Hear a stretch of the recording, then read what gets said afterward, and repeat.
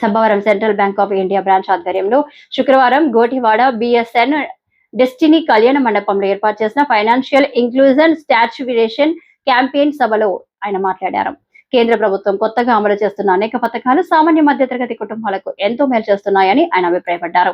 Central bank of ఇండియాలో ఎలాంటి deposit చెల్లించకుండా ఖాతాదారులుగా చేరే అవకాశం కల్పిస్తున్నామన్నారు.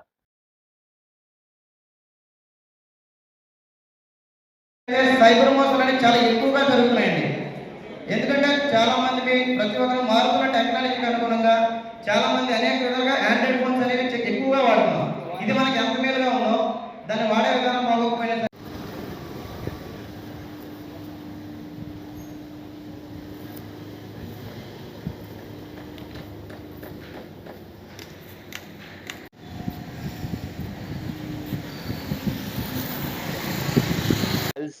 వాళ్ళకి పిఎంజేడీవై, పిఎంఎస్బీవై, జేజేబీవై, ఏపీవై గురించి చెప్పడానికి, వాళ్ళలోని అవేర్నెస్ క్రియేట్ చేయించడానికి, తర్వాత ఈ స్కీమ్స్ తాలూకా గవర్నమెంట్ స్పాన్సర్డ్ స్కీమ్స్ తాలూకా ఇంపార్టెన్స్ అది వీళ్ళందరికీ చెప్పాము.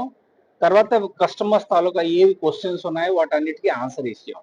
దీనివల్ల ఫైనాన్షియలీ మా కస్టమర్సే కాదు, all citizens of India financially వాళ్ళు ఇండిపెండెంట్ అవ్వాలి.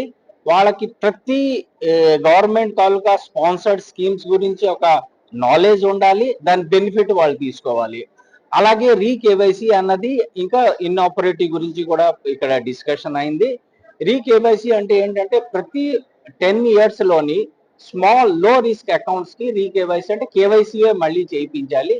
ఇది చేయించకపోతే ఈ అవగాహన కార్యక్రమం చేయించడం కోసమని ఇక్కడ గ్రామ ప్రజలను కలవడం జరిగింది. సబ్బవరం మండలం ఎస్పెషల్లీ ఈ పిఎంజేబీవై, ఎస్బీవై, ఏపీవై, పిఎంజేబీవై చాలామందికి ఎక్కువ మంది నిరక్షరాస్యులు ఉన్న వాళ్ళకి ఈ స్కీమ్ గురించి తెలియదు. ఈ స్కీమ్ తెలియజేయడం గురించి మేము ఇక్కడ ఈ కార్యక్రమం చేయించడం జరిగింది. అందరికీ అవగాహన కల్పించాము. మా ఎగ్జిక్యూటివ్ డైరెక్టర్ గారు central bank of India Bombay నుంచి వచ్చారు.